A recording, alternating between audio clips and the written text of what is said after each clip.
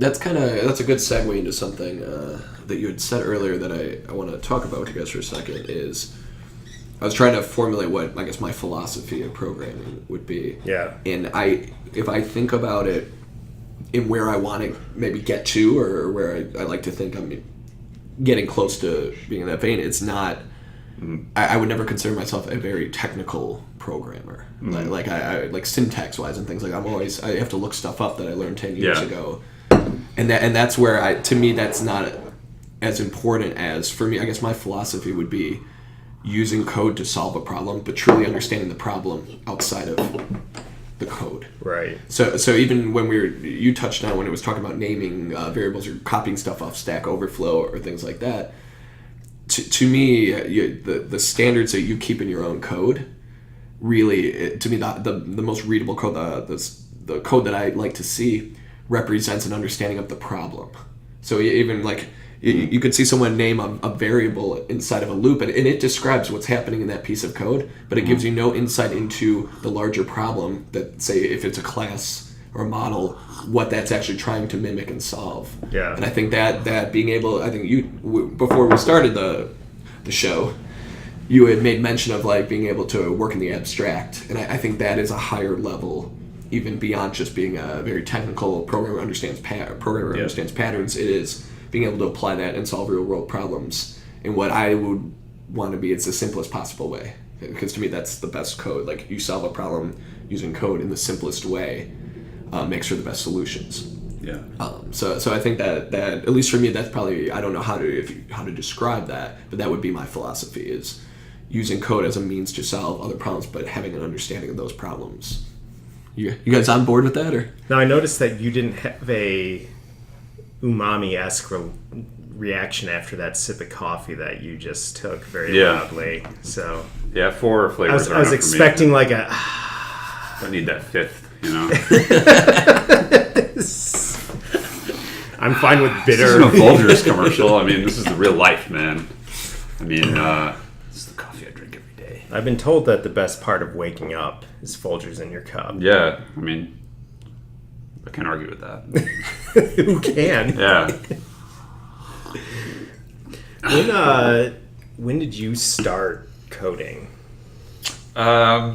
When did you start down that path? I mean, I think in a real sense was probably well, I guess in college is when I did like real like formal programming, but I sort of like thinking back, I realized I was like tooling around with stuff like, you know, for instance, like in high school, you know, messing around with like my TI-83 like calculator using, I guess, like, what is it, like VB or something? Mm-hmm. So I remember like tooling around with that, and I guess that is sort of like programming.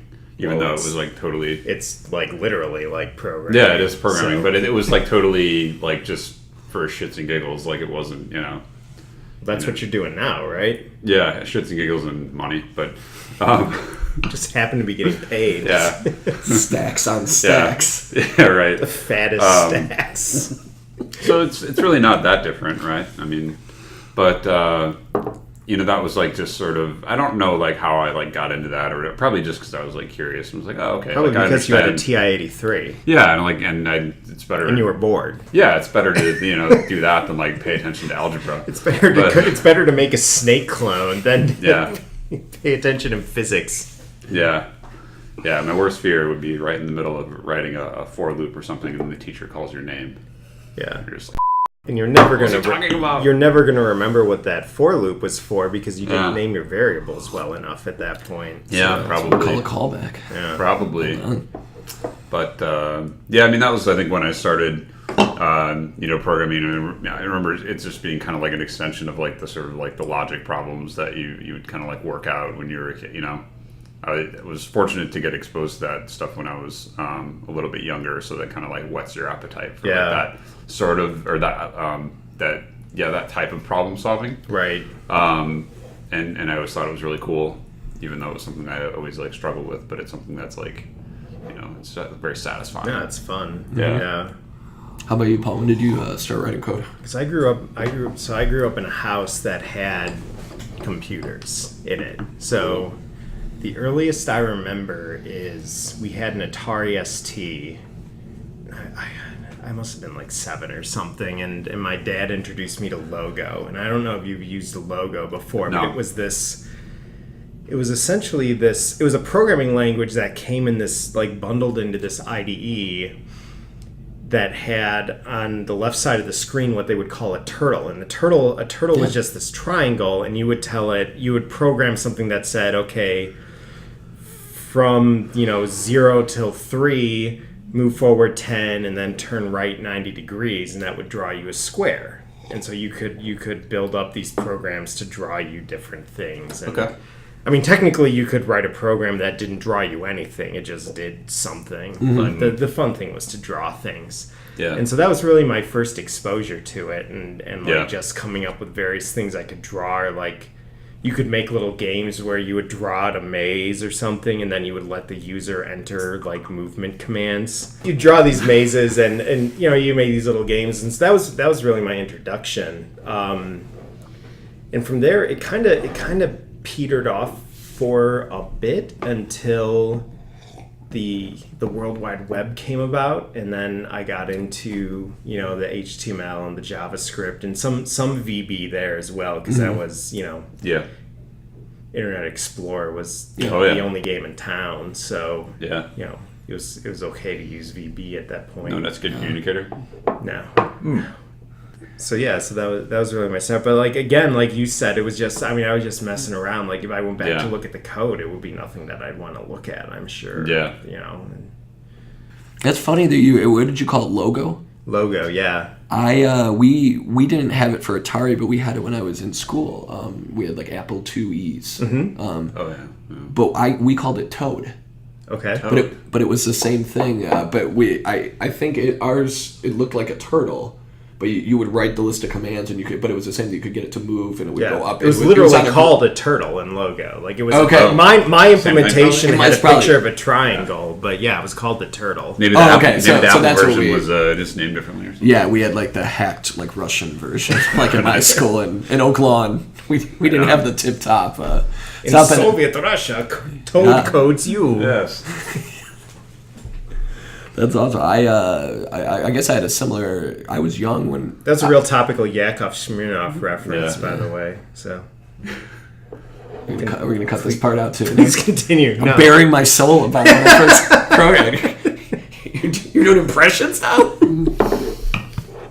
It's the lowest form of comedy. I don't know about that. The lowest form of comedy, but the highest form of compliment. Puns and impressions are the two things that I do best. So those are the highest forms of comedy. Puns are the hiest form. Are you gonna do some physical? Are you gonna trip going out the door or something? We might get into some Carrot Top territory. Pratfalls are number 3. What are you doing with that watermelon? Puns, impressions, pratfalls, toilet humor. Yeah. Body humor. Yeah. It's just straight up farts. Yeah. It's like farting on a snare drum. It's hilarious, guys. Yeah. It's really funny. Yeah. Well, we had an Apple IIc computer, which was like at my house, which was the like portable version, which I think is kind of funny now because I used to hook it up to. We didn't have a monitor for it. I had to hook it up to the TV the same way you hook up on an Atari or. But it had BASIC on it. And so like that was like the program was installed so that you could write at the command line like in BASIC, and so I ended up when we bought it used from someone and there was a book with it, and so I started using. I didn't know that was like programming. I just thought it was cool. You were just playing with the computer. Yeah, exactly. And so you could get it like it had not fonts, but you could get the like type to kind of come across. Mm-hmm. You could highlight it in versa, and so I ended up like playing with that all the time, and I even got it to a point where. You turn it into graphics mode, and I could get like a firework.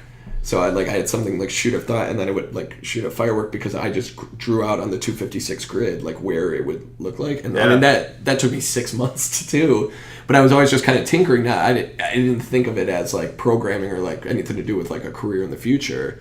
But that was up until I was like 8, 9, 10 probably, and then kind of went into like junior high school and we didn't have computer class anymore, and it wasn't until like college that I even like did anything again, and then I had to take like a database class, and because I was minoring in, so I'm a history major with a minor in computer science, and that was only because I started as an electrical engineer, and so I had taken 2 programming classes, and it's the fastest way I could get out of here. Really working that history degree. Yeah, I feel like it's applicable in anything. Yeah. Yeah. being able to understand the rule that if you don't remember history, you're doomed to repeat it. Like, that can be applied to anything. How has that affected your philosophy of development? Well, it's just who I pick and choose to work with. So what it really comes down to is I won't get burned twice. Nice. Yeah. Gotta remember history. I don't know. I think it's like it's how we were talking earlier. Like a liberal arts degree, or especially in history, it's very analytical. You're taught to analyze events and to think of them from all sides. Like to look at an event in history and think of all the factors that may have caused that, and also the side effects that people didn't realize happened. But when you look back in history, you can see what happened years later. And I feel like I think that can be applied in biz anywhere, like in programming, in business, anywhere. Like it's very analytical. Or I would say I enjoyed that part, and that's probably what led me down to kind of an engineering career anyway. So I'm not saying everyone does it, but that's what I enjoyed about it, and why it wasn't like I just had a good memory or anything. Like I enjoyed the analyzing, the arguing about things, and because there's no right answer when you look back at history. It's just this is what happened, why did it happen, and how can we prevent it, or how can we make it happen again? So how do you imagine, like, if you're talking to like a junior developer, you know, somebody who is, as you put it, somebody who just wants to get their work done so that they can get home and eat popcorn, I believe you indicated was the target. Take selfies. Activity. Comment on YouTube. Yeah. 100,000 comments on YouTube. God, 2 callbacks in one Very episode. prolific. Post videos of them taking selfies of themselves to Snapchat. You know what's terrible is that Vine is gone. Vine, I loved Vine. That was, you know. So did it get absorbed into some other entity? No, it closed. The Site videos are closed. no longer there. Yeah. Really? Yeah. That's it's weird. done Maybe a month zoning. ago, Although I saw an advertisement on Twitter for Vine today. I wish I had taken a picture on my phone, because I was thinking of that. Back to the venerable animated GIF. That's some amazing targeting. People have already returned to the anime GIF well before that. Yeah, it's better. It's funnier. What was I going to say? Oh yeah, so if you've got a junior developer who really hasn't developed very far, how do you identify that there's somebody who's like willing to take that next step, and then how do you instill that, or how does somebody who's in that position develop? Yeah, I mean, I think enthusiasm is a big thing, right? Like you have to, they kind of have to wear it out a little bit, on their sleeve to say like, hey, I really want to learn this. Asking good questions. It really kind of, it's hard to kind of like draw it out of people. Right. Yeah, I feel like you don't really. It shouldn't be a struggle. Yeah, you don't really need to identify as much as to me it'd be the other way. As like Mark said, like it's gonna be pretty easy to identify. They want to learn and they're asking questions and they Yeah, the onus is on them to sort of because assuming that you demonstrate your credibility in any particular field, right? Like it's kind of make yourself accessible, obviously, and then it's kind of on them to reach out and say, hey, And culturally, assuming that there's an environment that would even foster that for them. That's important too, because there has to be, I know I've been told like at times that, obviously everyone has their own like workload and everything, and it didn't seem like you're in a position or in a mood to like take questions or to really like kind of like sidebar on something, because you're too like busy with your own stuff, or so that's kind of, I think there's definitely like an initial responsibility of a senior or a lead developer to make it known that they are available for that. Like, hey, if you need help, if you need guidance, I can provide it, assuming they want to. Right. But then after that, obviously, it's more incumbent on the junior developer to initiate, because I don't feel like it's my responsibility to like make everyone better, sort of like in a vacuum, right? Like there has to be a willingness on the part of all those people to bring passion to the table and want to actually. Although learn. to some extent, in the vacuum of a particular project, that is your responsibility, right? Arguably, right? Like, ultimately, the responsibility is just get the project done. Get that out the door. Well, to do it well, right? And, Yeah. and normally you can't do it well like by yourself, right? Because most of the projects that we do are of a scale that it's not like a one-person project. Yeah. So it is fairly critical that you have a couple of charges that you can like depend on, right. to do a good job, and but usually that involves like them sort of bouncing things off of you and having a collaborative approach to developing the different modules or components therein. So yeah, it is a shared responsibility, right? I mean, it's not one person sole responsibility to try to drive right. improvement, but I think that as you were saying, the culture and the environment plays a big part in it too. In an ideal place, I would want an environment where people can make mistakes. Yeah. And instead of worrying about what mistakes they made, they want to learn how to not make them again, but actually understand what happened, not just fix the mistake they made, but to actually and like we're always in an environment where you can make mistakes. You just get fired for them. right. Yeah. Thanks for clarifying. Yeah. And this is consulting. You can't make mistakes. This sounds like a mistake in the making right here. Speaking of, Come on. give me that branded hoodie. You're out. Yeah. If you want to make mistakes, give your hoodie to work Mark. for- This man needs a hoodie. Yeah, this man needs a hoodie. We'll smash a watermelon.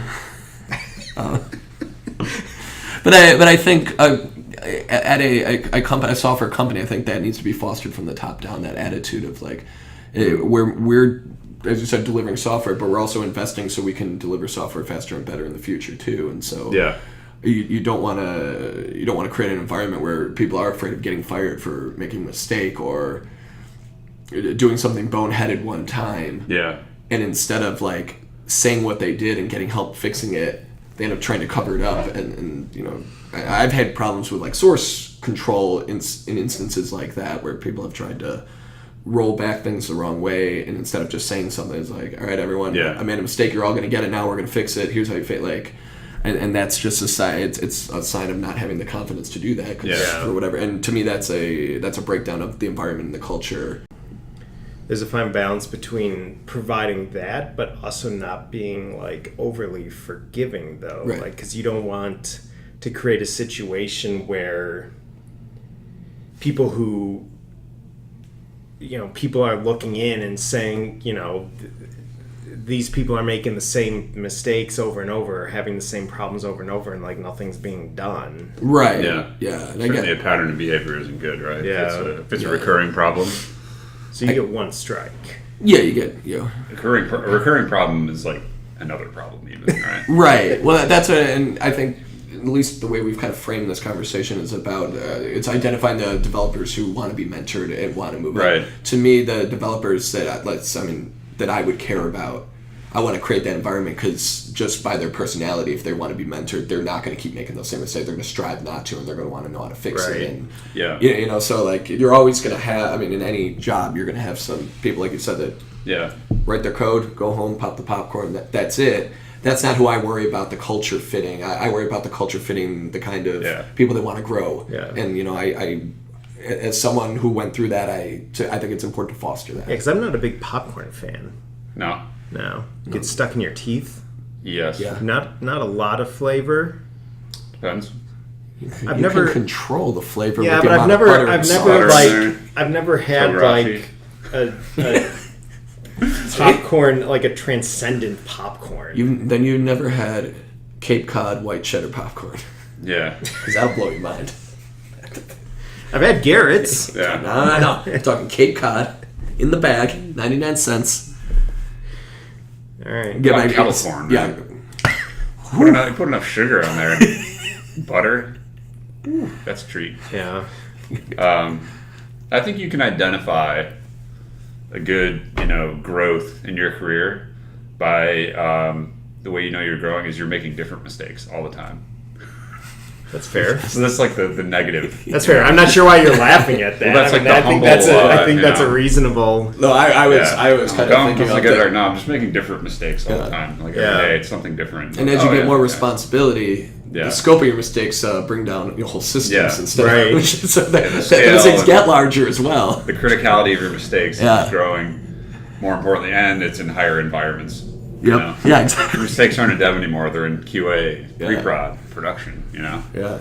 That's $1 million is lost because the zeros got, or the cents got rounded. But that's why there's so much. But I mean, that's why there, there's so much. Like if you look at like corporate structure, like at the lower at like super low levels, there's a lot of churn. At leadership levels, there's a lot of churn. Yeah. And like you got this sweet spot right in the middle where people just stay there forever. Yeah. It's there's a term for it. I can't think of it. It's after a name, but it's the idea that you get promoted. That's great podcasting. Yeah. There's a word for Fix it in post. Yeah. Cut. Yeah. But it's you get promoted until you're incompetent.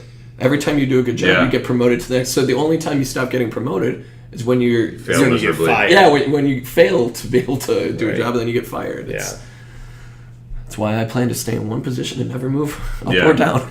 That's why I've resisted promotion at every level. Yeah, that's why you're leaning into Fight. coffee brewing. Yeah, you're fighting it tooth and nail no matter what. Yeah. I've had to give in and take a few promotions along the way, but for the most part, you've avoided I'm just striving to be a generalist. You know, I don't want to excel at anything. Yeah, I've done everything I can. All right. Things keep rolling in. Well, that's it. Yeah, Mark, thanks for joining the show. It was an honor. Really. Thank you guys for having me. It was a great. Look forward to future contributions to the show. Yes. Definitely, we gotta get you a hoodie. Yeah. Or we'll go flannel next time. You guys can wear the pattern shirt.